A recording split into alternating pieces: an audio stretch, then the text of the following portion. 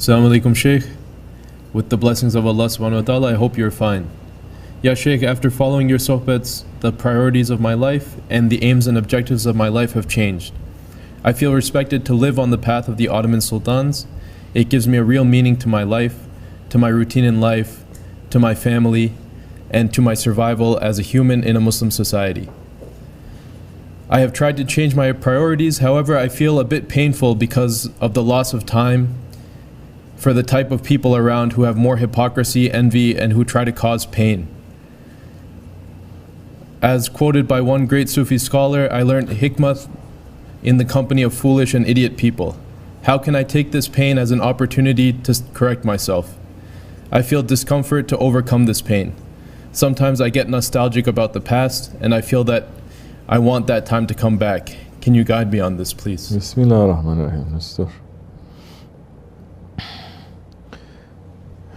Before you do all of that, be with the Salihin. Before you do all of that, be with the Salihin. Be with them. Put all of that aside. Put your past aside. Put the pain or the nostalgia of pleasure or pain aside. Just be with the Salihin first and be simple. If you try to do everything at once, with shaitan always complicate matters, overcomplicate things, make it to become so tied up to one another that you cannot even move. You cannot move because you overthink. Allah says, bow down, you bow down. Why you must think so much? This is why you have to be staying around the Salihin, not to sit and to judge them, not to sit and to question them, not to be defensive, not to be stubborn, not to be arrogant, but to be with them, to learn from them, to help them, to serve them. And this is an order. Be with the Salihin. You cannot be with the Salihin and still keep your ego, keep your egoistic characteristics there. Is not being with them. So be simple first. Be with them. See what makes their heart to beat, what's making them to be excited, what's making them to be sad, what's making them to be happy. When you are accepting that guide and you're accepting that Jamaat, then you are going to say, how do I fit? In reality, it fits because the spirit is in accord with one another. The only thing that is not fitting, it is the ego. So now you'll learn what is your ego, why is not fitting like this, why is angry with this one, why is stubborn with this one, why is getting weak with this one, why is it happy with this one. You start discovering yourself.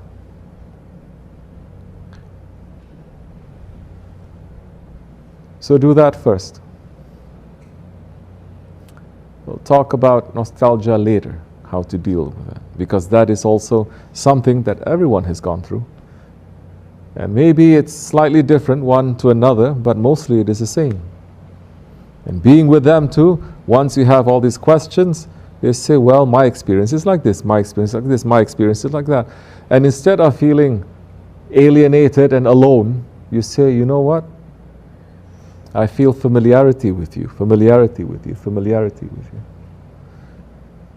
As long as you feel that you are separate, that time, the shaitan will jump on you and finish you. If you feel that you are connected in the circle of believers, there is no chance for shaitan to attack you, even if you are the weakest one. If you are in the flock of your sheep, even if you are the weakest one, it is very difficult when the wolf comes to attack you because you're in that big flock. But if you separate yourself from the flock, even if you are so strong, but you are separated from the Jamaat, that time is very easy for the shaitan, for the wolf to take you. So being in the Jamaat, I know you're going to ask, well, there's no Jamaat here. It's not just physical. You have to know, you have to understand what it is that's making them to tick.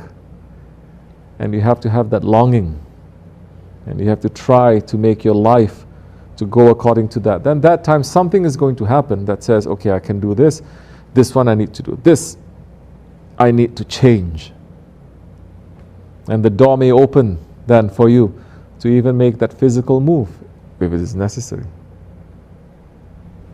There are some that they are here physically, but they are not, their hearts have never been together. Hearts are always separate. That's not going to save them. Being here physically is not going to save you. Your heart has to be the same. And you have to look what's making all those differences, the egoistic characteristics, and you have to fix it one by one.